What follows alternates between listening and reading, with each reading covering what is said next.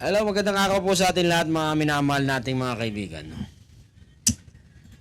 Panoorin po natin si Senator Tito Soto. No? Ang patamang ito mga kaibigan, mga minamahal na kaibigan. No? Etong si kay Cheese. Takot ka kay Sara, wala kang karapatang maging senador. Yun eh. Di ba? Yun yung punto eh. Tang ina kasing Cheese Escudero na yan. Forthwith nga eh. Forthwith. Iba na pala ang kahulugan ng forthwith. Kahit naman hindi ko marunong mag-English, ginugel ko. Ang kalabasan ho talaga ay agad-agad. Ang ginawa ni Cheese, Veronica. dinelay. Yun yung ano ng forthwith eh. Dinelay. Nalal ka ng taong Panoorin natin si hindi ka lasing. Si Tito Sen. wala kang karapatan. Itong mama na to, neutral eh. Kahit panahon ni Duterte, kung mali siya. Mali. Hindi to nakapalag si Digong. Hindi. Bansin nyo? Walang masyadong Senado nung kay eto namumuno. Walang masyadong kaek-ikan. Kumbaga,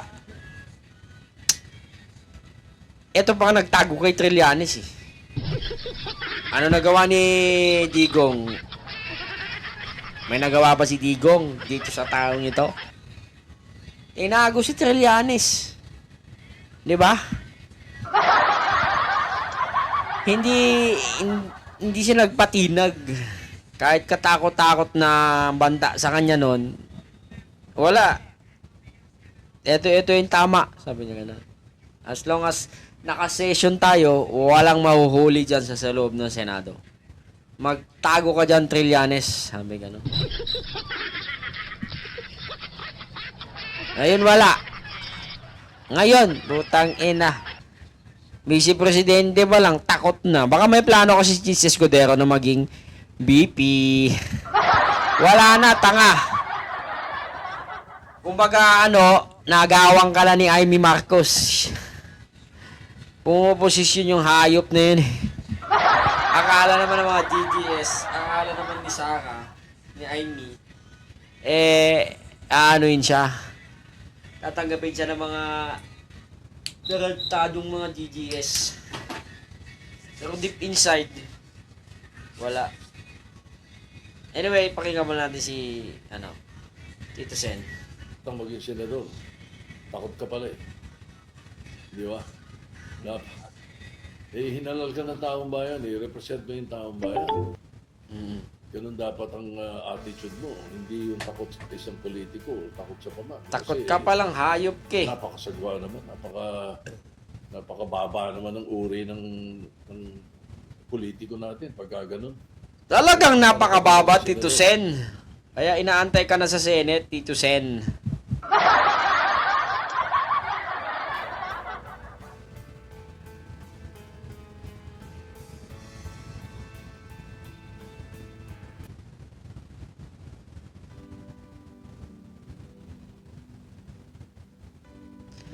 Babang-baba kami sa uri ng politika ngayon, Tito Sen, sa Senado.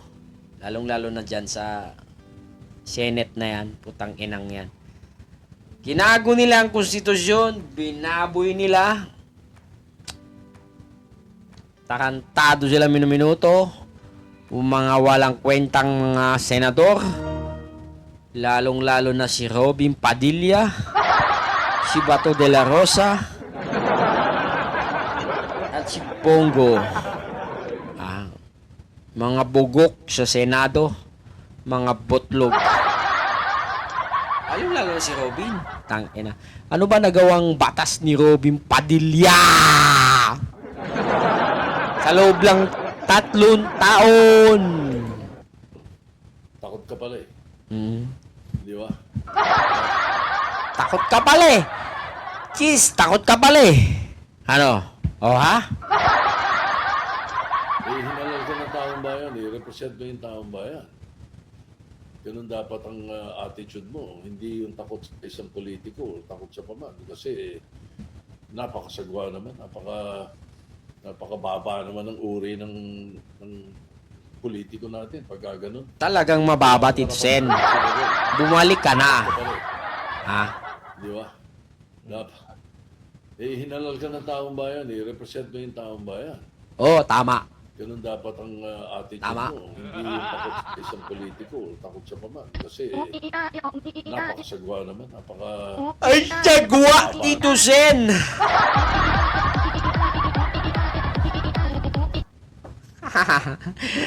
Sige na, yun lamang ko. Hanggang sa muli.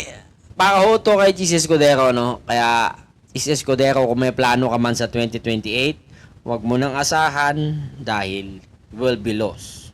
Okay? You will be lost. Kung ako sa'yo,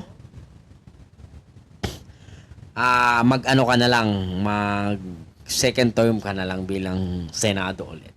Kaya, yun lang. Hanggang sa muli. Like, comment, and subscribe. Adios.